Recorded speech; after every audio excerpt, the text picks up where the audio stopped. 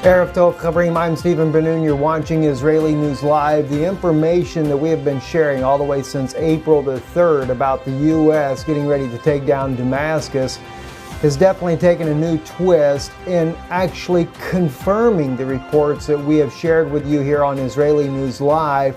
For those that have been skeptical about the reports that we have spoken about, RT News reporting to you here today on May the 18th, 2017.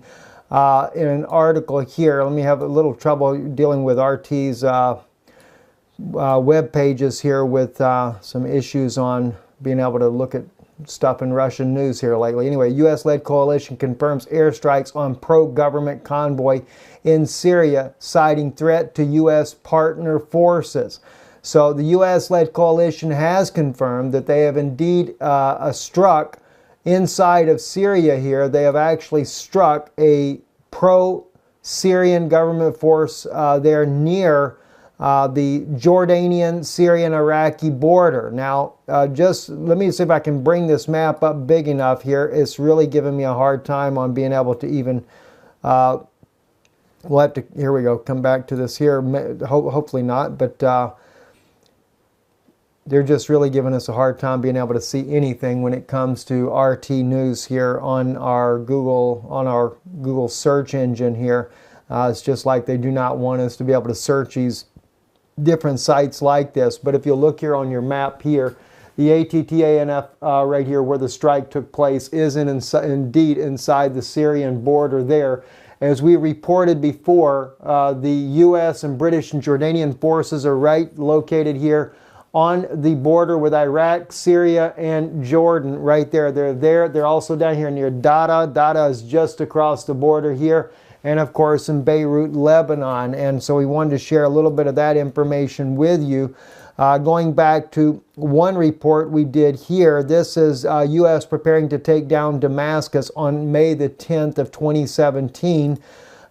Actually, we will address this very same subject in our first television broadcast in the United States on satellite television here coming up here within, well, just a little over a week from now. We'll be updating you soon enough about where that will take place at, the timing, etc., so that you can also be a part of watching that. And of course, we do definitely need your support in bringing this broadcast to especially for those of our American viewers that are able to watch that. We certainly encourage your help and support in this endeavor. But moving on as well, this article here came out on April the 3rd, 2017. They were actually citing another article that we had done on this. U.S. moves military equipment in striking distance of Damascus. And this is where we were talking about exactly what I was showing you here. And in fact, on this particular clip of the video, it actually has the Israeli website, Russian language website that we were using in this clip right here, that they were writing about the fact that the U.S., British, and Jordanian forces were working together in that very location that I just shared with you a moment ago. So it is confirmed. The U.S. has admitted, their coalition, that they have struck Syrian positions. They have bombed a militia group fighting alongside the Syrian government forces in the southern Syria on Thursday. The U.S.-led coalition has confirmed this. The coalition said in a statement that the Syrian forces posed a threat to U.S. and partner troops at a Tanaf base near the Syrian-Iraq-Jordanian border. There is conflicting reports, though. According to the U.S., they said that they had given warning to this group that was moving near and had warned them. And of course, the Syrians are saying that this was never the case. I believe Russia was trying to get the U.S. to stand down and not actually strike the Syrian forces there. So nonetheless, it is escalating the situation and could easily spiral this completely out of control. Also moving on into other news as well, or actually let me just kind of touch on this as well. This was from Sam Drew on his Twitter page. He had shared with us recently here one of the drone bases that's also located in that area there as well. So whether or not, I think it was a bomber, a coalition bomber that actually struck this convoy, but there is a drone surveillance that's being done right there across the border. So it still comes to, as we've been saying all along, the U.S., British, and other allied forces there are planning an attack on Damascus. And it looks like with the Syrian government, maybe they're trying to inch down there a little bit closer to get a little intel about what the U.S. and British forces are doing, but get a little bit too close and you get whacked out. That's one thing for sure. So continuing on in other news as well, very interesting. This is on Lorenzo's page. Already happened. A cargo passenger ferry servicing linking Russia and North Korea has been launched. And of course, well, we can't play the video on that now. I wish I could have, though, for you. But anyway, we mentioned that to you yesterday. And yes, that ferry has, for the first time, actually sailed to Russia, coming across that little channel of water there. And it has certainly infuriated the international community that Russia is reaching a hand out to North Korea. But I kind of think that Russia does this more or less intentionally, seeing that they have the sanctions on Russia. Russia's like, well, you got sanctions on us, so we'll do business with everybody that you seem to hate.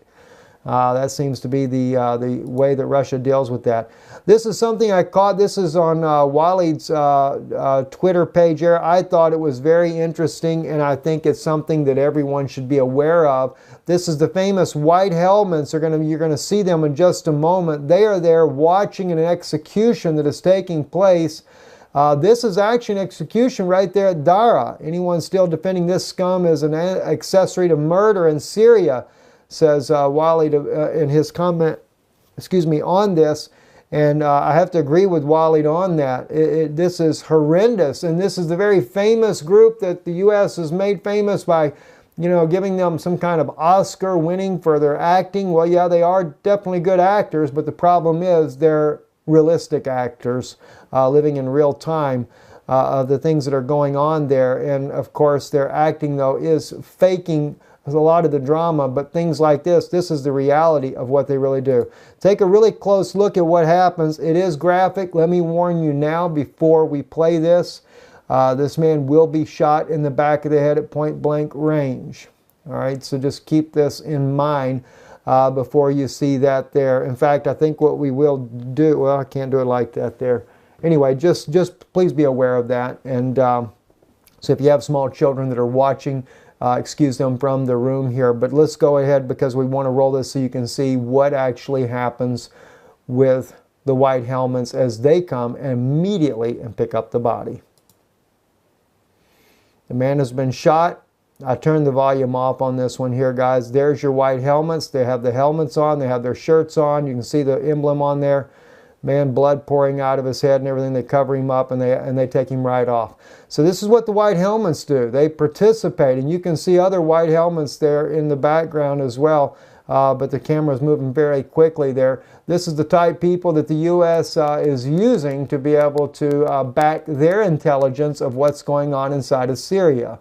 The very thugs that assassinate Syrians and participate as a part of it.